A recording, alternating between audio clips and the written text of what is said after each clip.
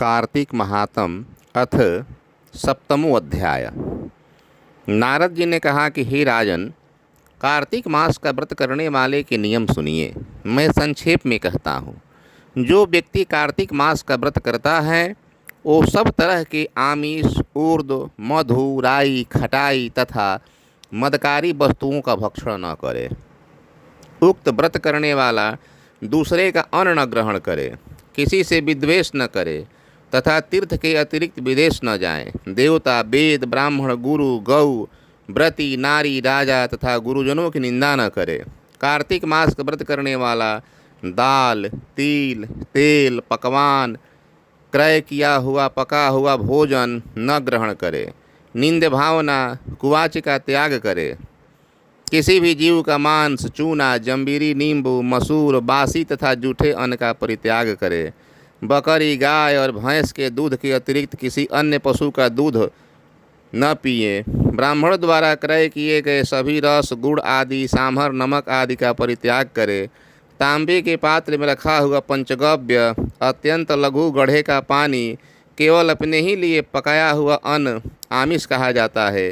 कार्तिक मास का व्रती सदा ब्रह्मचर्य से रहे, पृथ्वी पर शयन करे, दिन के चौथे पहर के केवल एक बार पत्तल में खाए। कार्तिक का व्रती नरक चतुर्दशी को तेल लगावे।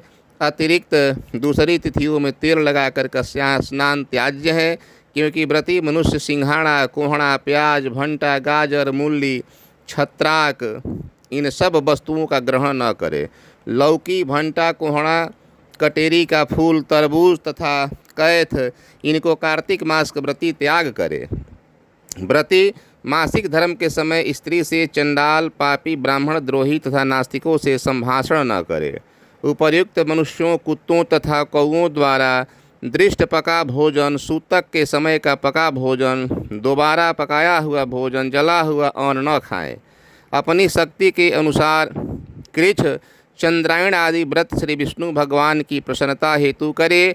पूर्व वर्णित नियमों का पालन करे।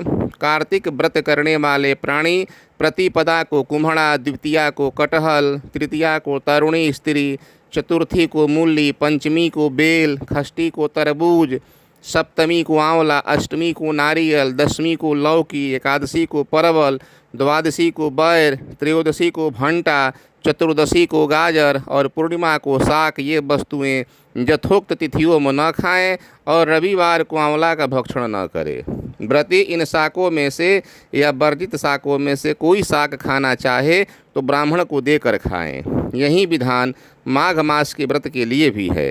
देवोत्थनी एकादशी में पूर्वोक्त विधान अनुसार नृत्य, जागरण, गायन, वादन आदि करे।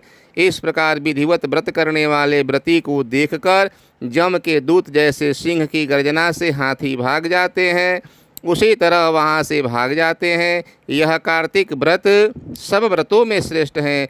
इसके अतिरिक्त जितने व्रत यज्ञादि हैं वे सत्य संख्या होकर भी इसकी तुलना नहीं कर सकते, क्योंकि यज्ञादि करने वाले प्राणी केवल स्वर्ग में ही निवास करते हैं, किंतु कार्तिक व्रती से श्रेष्ठ वैकुंठ लोक में जाते हैं। इस जगत में भुक्ति मुक्ति दाता जितने भी पुण्य क्षेत्र हैं वे सब कार्तिक व्रती के शरीर में निवास करते हैं। खराब सपने, मनसा, वाचा, कर्मणा किसी भी प्रकार का पाप हो तो सब कार्तिक व्रत के करने से प्राणी को देखते ही नष्ट हो जाते हैं। जिस प्रकार राजा की रक्षा उनके सेवक अंगरक्षक लोग करते हैं, उसी भांति कार्तिक व्रत करने वाले की रक्षा विष्णु भगवान की आज्ञा से इंद्रादिक देवता करते हैं। विष्णु भगवान का व्रत कार्तिक व्रत करने वाला मनुष्य जहाँ कहीं भी वर्तमान रहता है वहीं पूजित होता है। वहाँ पर ग्रह, भूत, पिशाच आदि कोई भी नहीं रहते हैं।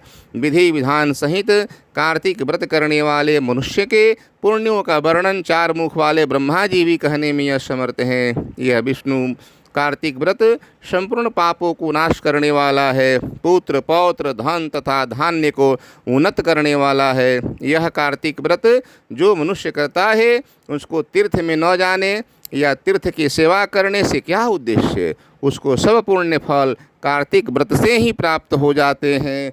प्रेम से बोलिए विष्णु भगवान की जय, श्री कृष्ण भगवान की जय।